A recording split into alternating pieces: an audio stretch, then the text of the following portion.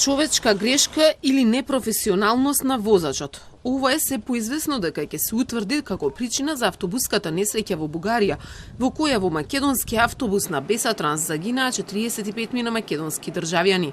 Ова доаѓа после денешната изјава на директорот на Националната истражна служба и заменик главен обвинител Борислав Сарафов за БНТ.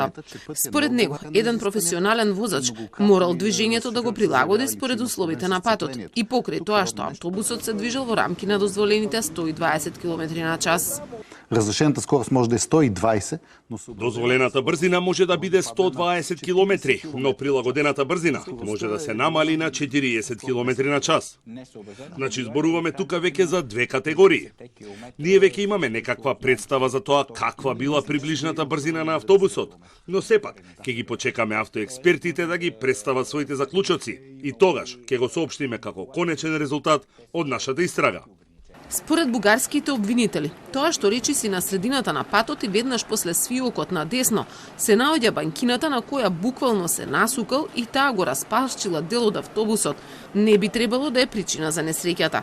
Сепак, обвинителот вели дека ќе ги почека клучните вештачења, судско-медицинското, автотехничкото и пожарно-техничкото, кои се комплексни, но ќе ги утврдат конкретните причини за несреќата.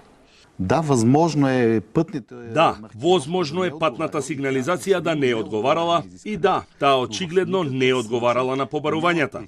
Но во никој случај нема причинско-последична врска меѓу катастрофата и лошата маркација.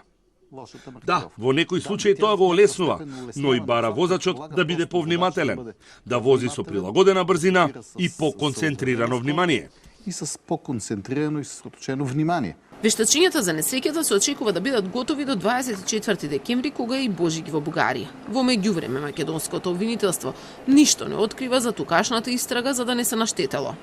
Предметот кој се однесува на работењето на правниот субјект, организатор на патувањето, како и постапувањето на други надлежни органи, е во фаза на предистражна постапка во рамките на која интензивно се превземаат дејства за утврдување на фактите и евентуална кривична одговорност. Во несреќата која се случи на 23 ноември загинаа 45 од кои 12 деца, а сите се враќаа од туристичко патување во Истанбул. Автобусот кој се движел на автопатот Струма удрил во металната преграда која го раздвојува коловозот од одморалиштето, се запалил и застанал во лево меѓу две банкини. Изгоре брзо, а од пламенот се спасија само 7 патници. Туристичката агенција Бесатранс и незиниот сопственик Беким Хаджију во Бугарија не се под истрага.